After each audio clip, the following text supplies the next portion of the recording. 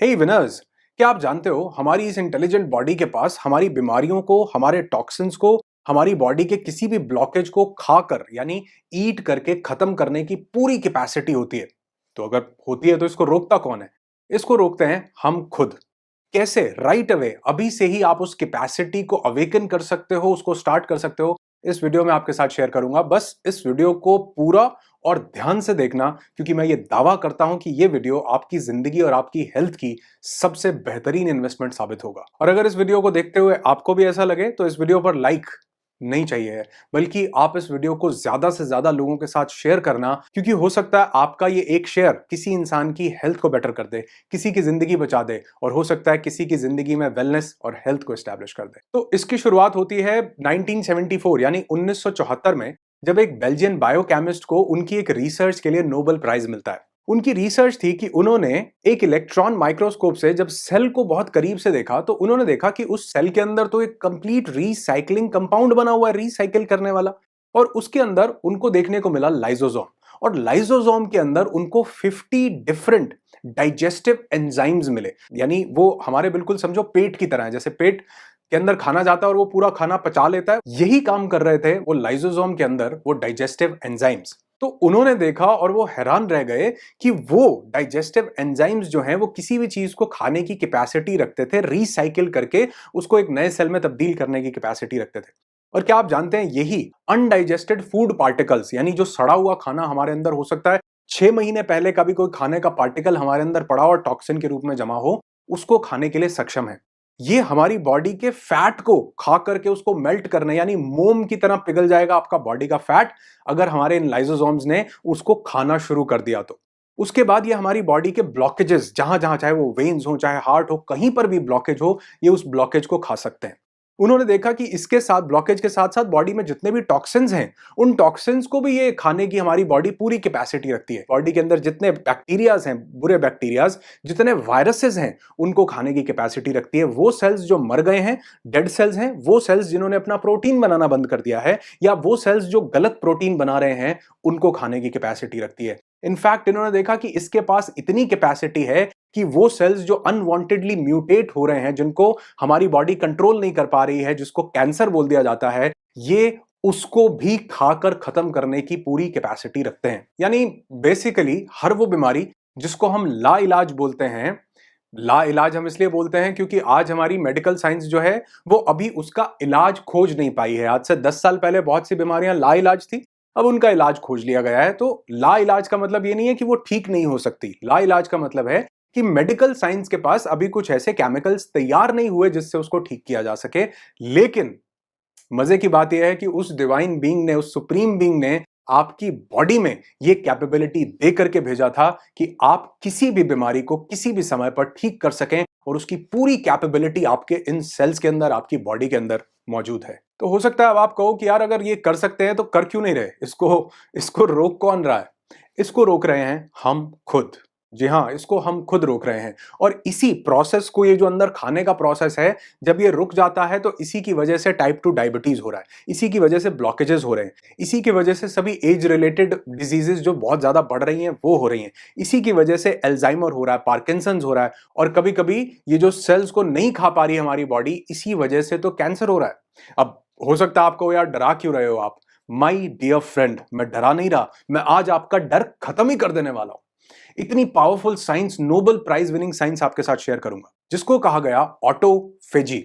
Auto का मतलब है सेल्फ और फेजी का मतलब है टू ईट, यानी एक ऐसी अवस्था जहां बॉडी सेल्फ को, खुद को ही ईट करना शुरू कर देती है। हम इसका सही तरीका सीखेंगे इस वीडियो में कि आपको इस ऑटोफेजी को अपनाना कैसे। लेकिन उससे पहले समझते हैं कि डॉक्टर योशिनोरी ओशुमी को, जो कि टोक्यो इंस्टीट्यूट ऑफ टेक्नोलॉजी में एक सेल बायोलॉजिस्ट हैं, 2016 में उनकी एक रिसर्च, जिसको मैं अभी ऑटोफेजी बता रहा हूं, इसके लिए उनको भी नोबेल प्राइज दिया गया। पर विडंबना यह है कि इसको हम खुद ही रोक रहे हैं। हमारी बॉडी चिल्ला चिल्ला के कई बार बोल रही होती है, कई सिम्टम्स दे रही होती है, मोटापे के रूप में बता रही होती है, स्ट्रेस एंजाइटी के रूप में बता रही होती है कि हमको ऑटोफेजी की जरूरत है। और अगर आपने इस वीडियो को पूरा देख के समझ लिया तो इस वीडियो के बाद से ही आप अपने आप को एक नई जिंदगी देना शुरू कर दोगे। पर मुद्दा तो यहां पर वही आता है ना कि हम इसको कैसे रोक रहे हैं।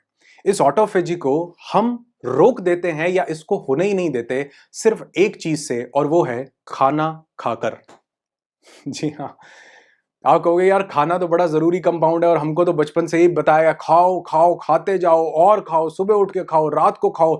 उसके लिए समझो जैसे एक व्हीकल है, एक गाड़ी है या कोई भी व्हीकल है, उसको चलने के लिए फ्यूल चाहिए होता है। उसी तरह हमारी बॉडी को चलने के लिए फ्यूल चाहिए और वो फ्यूल हमें मिलता है खाना खाने से। और क्या आप जानते हैं वो जो हमारे सेल्स हमारी बॉडी को ईट करेंगे वो क्यों करेंगे? उसको ईट करने का सिर्फ एक रीजन है कि हमारी बॉडी जैसे मैंने बताया फ्यूल पर चल रही है व्हीकल की तरह। अब वो फ्यूल उसको खाने से मिला तो जब उसको खाने से वो फ्यूल नहीं मिलता तो क्योंकि उसको लगातार ग्रो करते रहना है तो उसको वो फ्यूल मिलता है हमारे ही बॉडी के अंदर से। पहले वो हमारे बॉडी के फैट को खाती है, उसके बाद टॉक्सिन्स, उसके बाद ब्लॉकेजेस, उसके बाद वायरसेस, उसके बाद बैक्टीरियाज, उसके बाद वो डेड सेल्स ढूंढेगी, वो सेल्स जिन्होंने प्रोटीन बनाना बंद कर दिया उनको खाना शुरू करेगी।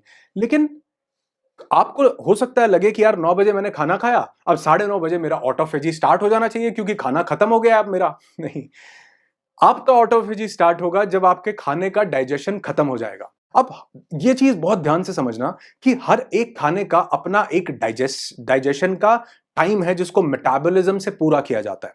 सपोज हमने एक फ्रूट खाया, वो फ्रूट जब हमने खाया तो फ्रूट को डाइजेस्ट होने में आधे घंटे से लेकर के 1.5 घंटे तक का समय, एवरेज देखें तो 45 मिनट्स या 1 घंटे में वो डाइजेस्ट हो जाता है क्योंकि उसमें ज्यादातर पानी ही तो है जिसको डाइजेस्ट नहीं करना पड़ता। और फ्रूट के बाद अगर हम वेजिटेबल्स को देखें, रॉ वेजिटेबल्स को, तो उनको डाइजेस्ट करने में 2 से 3 घंटे का समय लगता है। उनको कुक कर दिया जाए, पका दिया जाए तो उनको डाइजेस्ट करने में 3 से 5 घंटे का समय लगता है। और अगर हम ये अनाज खाते हैं जैसे चावल है, गेहूं है या हम रोटी सब्जी जो भी पका करके खाते हैं उसको डाइजेस्ट करने में कभी कभी 6 से 8 घंटे तक का समय लग जाता है हमारी बॉडी को। जो हम एनिमल प्रोटीन लेते हैं उसको डाइजेस्ट करने में कई बार 12 घंटे लग जाते हैं मैक्सिमम। और जो हम एनिमल मीट लेते हैं उसको डाइजेस्ट करने में 24 घंटे भी कई बार कम पड़ते हैं। तो अगर आपने कोई चीज ऐसी खाई है जिसको खाने के बाद 8 घंटे का टाइम लगता है डाइजेशन में, और आपने सुबह 9 बजे खाना खाया, उसके बाद फिर 1 बजे आपने खाना खाया, तो अभी तो पिछला डाइजेशन ही कंप्लीट नहीं हुआ था, पेट अभी काम कर रहा था, आपने ऊपर से और भेज दिया। रात को फिर शाम की चाय पीनी थी, शाम की चाय पीने के बाद रात को फिर 9 बज गए, 8 बज गए और फिर से हमको डिनर करना था। अभी पिछला प्रोसेस खत्म नहीं हुआ था और हमने रात को उसको वो दे दिया, इतना भयंकर एनिमल हैवी प्रोटीन दे दिया। कई बार हम नॉन वेजिटेरियन उसको दे देते हैं डाइट। तो वो कहां से वो पूरी की बॉडी की पूरी एनर्जी जो है वो आपके खाने को डाइजेस्ट करने में ही लगी हुई है। तो यहां पर डॉक्टर योशिनोरी ने देखा कि कैसे हमारा ऑटोफेजी शुरू हो और कैसे वो जो फ्यूल हमारी बॉडी को खाने से मिल रहा है अब वो हमारी बॉडी के ही टॉक्सिन्स को खा करके पूरा करे। तो उसका सबसे पावरफुल तरीका जो है वो उन्होंने देखा वो था फास्टिंग, यानी व्रत करना, जिसको उन्होंने बोला फ्यूल रिसाइकलिंग। यानी हमारी ही बॉडी के कुछ टॉक्सिन्स रिसाइकिल होके नए सेल्स में कन्वर्ट होते हैं। इसका एक पूरा प्रोसेस होता है। हमारे लगातार सेल्स पुराने जा रहे हैं और नए आ रहे हैं, तो जो नए सेल्स आ रहे हैं उनको बनाने के लिए पुराने सेल्स को जब हमारी बॉडी ईट करती है तो उसी का ही रॉ मटेरियल तैयार कर लेती है, उसी के ही डेड प्रोटीन को फिर से अमीनो एसिड में कन्वर्ट करती है और उससे फिर नए सेल के प्रोटीन को बनाने में, नए सेल को बनाने में या उसकी एनर्जी जो चाहिए उसको बनाने के लिए वो वहां पर उस रॉ मटेरियल को यूज करती है। इस प्रोसेस से जिसको कहा गया फ्यूल रिसाइकलिंग। और अगर हम पीछे मुड़ करके देखेंगे तो मतलब बहुत से लोग अगर अपनी लाइफ को देखेंगे तो वो देखेंगे कि उन्होंने जिंदगी में शायद कभी इस फ्यूल रिसाइकलिंग को स्टार्ट ही नहीं किया और उसके बाद हम कंप्लेन कर रहे हैं कि हमको ये डिजीज हो रही है, हमको ये प्रॉब्लम हो रही है, हमारी बॉडी में लेजीनेस है, हमको हार्ट में दिक्कत हो रही है, हमारी स्किन ग्लो नहीं कर रही है। कैसे करेगी? वैसे ये प्रोसेस हल्का हल्का लगातार चल रहा है क्योंकि नए सेल्स आ रहे हैं और पुराने सेल्स जा रहे हैं, तो प्रोसेस ये लगातार चल रहा है। लेकिन वो एक्चुअल लेवल पर जहां पर हमारी बॉडी को हीलिंग मिलनी चाहिए थी उस लेवल पर नहीं हो रहा, जिसके लिए सबसे इजी प्रोसेस है फास्टिंग। और आप देखो कि ये डॉक्टर योशिनोरी ओशुमी ने तो इसको अब हमको 2016 में एक साइंटिफिक तरीके से बताया तो हम समझ पा रहे हैं, लेकिन हमारे एंसेस्टर्स, हमारे बड़े बुजुर्ग ये तो हमको कई सालों से बताते आ रहे थे कि फास्टिंग करो, व्रत करो। और वो इतने ज्यादा इंटेलिजेंट थे, हो सकता है इसका साइंटिफिक प्रोसेस ना बताया हो, लेकिन इतने इंटेलिजेंट थे कि उन्होंने हर एक व्रत को किसी ना किसी रिलीजियस चीज के साथ जोड़ दिया कि आपकी जिसमें आस्था। आप ये नहीं कह सकते हो कि जी मैं तो फलाने फलाने रिलीजन को या फलाने भगवान को मानता हूं, मेरा तो दिन निकल गया। उन्होंने कहा नहीं, कभी जब मन करे तब कर लो। सोमवार को शंकर जी के लिए कर लो, मंगलवार को हनुमान जी के लिए कर लो, माता के लिए करना है तो फ्राइडे के लिए कर लो, बच्चों के पिता के लिए करना है तो करवा चौथ कर लो, यानी एकादशी कर लो, द्वादशी कर लो, अमावस्या कर लो, और कितने ओकेजन के लिए कि अगर पति बढ़िया चाहिए उसके लिए व्रत कर लो, पत्नी बढ़िया चाहिए उसके लिए कर लो, नौकरी चाहिए उसके लिए कर लो, हर चीज के साथ व्रत को अटैच किया, क्योंकि वो जानते थे कि अगर इसको किसी बिलीफ के साथ जोड़ा गया तो इंसान उसके साथ भी जुड़ा रहेगा, भगवान के साथ भी जुड़ा रहेगा और अपनी हेल्थ को भी अच्छा करेगा। मेरी एक बात मानना, बहुत ध्यान से सुनना, कि वहां कहीं ऊपर बैठे भगवान को हमारे व्रत की जरूरत नहीं है। जो भगवान हमारे अंदर बैठा है ना, उसको इस व्रत की जरूरत है। अब इसको करना कैसे है, क्योंकि इसका एक सही प्रोसेस अगर आपने समझा तो आप इसको अभी से राइट अवे शुरू कर सकते हो। इसको करने के लिए सबसे पहला प्रोसेस ये है कि आप 24 आवर की फास्टिंग करें, 24 घंटे की फास्टिंग वीक में एक बार। आप चाहें, इसको मैं बहुत फ्लेक्सिबल बनाऊंगा आपके लिए, आप चाहें तो उसको पानी पर पूरे दिन फास्ट कर सकते हैं, और अगर आप चाहें, आपको लगता है कि नहीं मैं इतना नहीं कर सकता, तो आप चाहें तो जूस पर पूरे दिन एक दिन फास्ट कर सकते हैं। उसके बहुत छोटे छोटे कॉन्सिक्वेंसेज होंगे। हल्का सा हो सकता है आपको एनर्जी डाउन लगे, या किसी को हेडेक लगे, या किसी को थोड़ी सी वीकनेस लगे, तो ये कोई डिजीज, ये कोई बीमारी नहीं है। ये सिर्फ उसके रिफ्लेक्सेस हैं जो आपको फास्ट करने से मिल रहे हैं, क्योंकि आपकी बॉडी अंदर एनर्जी के ऊपर काम कर रही है। तो इससे घबराना नहीं है, तो एक दिन में ठीक हो जाने वाली चीज है। पानी पर करो, नहीं होती जूस पर करो, नहीं होती फ्रूट्स पर करो, लेकिन करो जरूर। अगर एक वीक में एक बार नहीं कर सकते, महीने में एक बार करो। महीने में एक बार नहीं कर सकते तो एटलीस्ट क्वार्टर में, मतलब वो क्वार्टर नहीं, मतलब 3 महीने में एक बार आप इस फास्टिंग को कर सकते हैं। दिन में एक बार 24 घंटे के लिए, यानी अगर आपने आज सुबह 6 बजे खाना खाया या 9 बजे खाना खाया, तो अगले दिन सुबह 9 बजे आप फिर से खाना खाइए, ऑटोफेजी चालू होगी, बॉडी का ये मैकेनिज्म, रिपेयरिंग मैकेनिज्म स्टार्ट हो जाएगा। हफ्ते में एक बार जरूर कीजिए।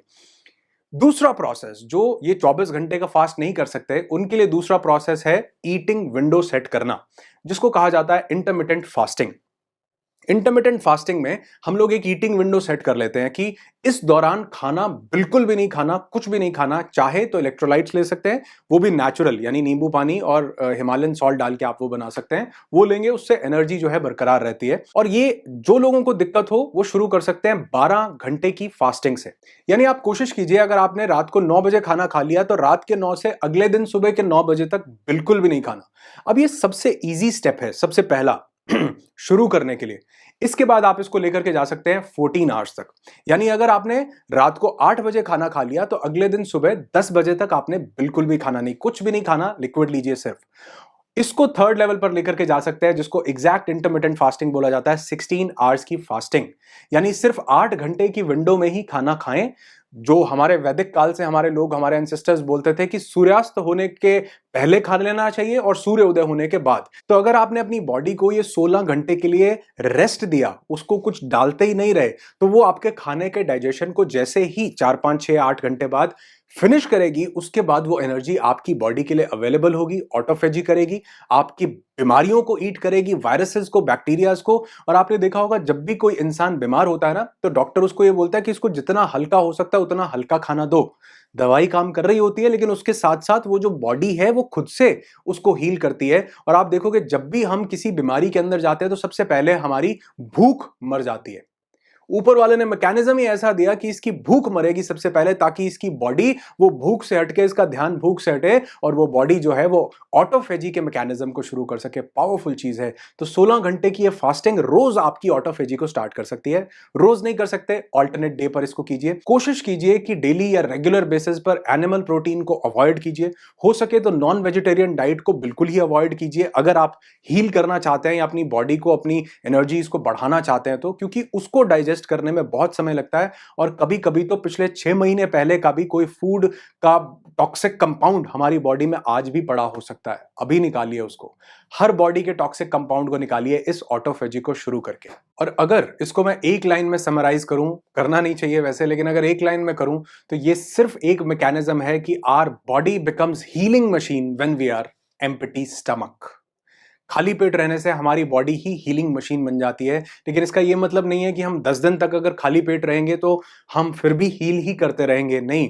क्योंकि इन सब टॉक्सिन्स को, फैट को, डेड सेल्स को, बुरे प्रोटीन को खाने के बाद हमारी बॉडी हमें ही खाने लग जाएगी। तो ये नहीं करना कि 7 दिन तक 7 दिन तक हम उस खाने को नहीं खाएं। इसका एक प्रोसेस जो कि इंटरमिटेंट फास्टिंग, ईटिंग विंडो, उसको सेट कीजिए। 24 आवर फास्टिंग कीजिए हफ्ते में एक बार, नहीं तो महीने में एक बार जरूर कीजिए। और इसके अमेजिंग रिजल्ट्स को अपनी जिंदगी में खुद देखिए, क्योंकि प्रत्यक्ष को प्रमाण की जरूरत नहीं पड़ती और ये प्रमाण आप मुझे देंगे, कमेंट करके बताएंगे। जब आपको इससे रिजल्ट मिले, वीडियो पर वापस आना, कमेंट छोड़ना, ताकि और लोग जो इस वीडियो को देख रहे हैं उनको पता चल सके कि हाँ, बहुत से लोग हैं जो अपनी लाइफ में इस एक ऑटोफेजी को अपना करके अपनी जिंदगी को, अपनी हेल्थ को अमेजिंग बना रहे हैं। आपकी जिंदगी खुशियों से भरी हो, यही दुआ करता हूं। I wish you lots and lots of peace, tons of happiness and bundles of success in your life. Be happy, be alive.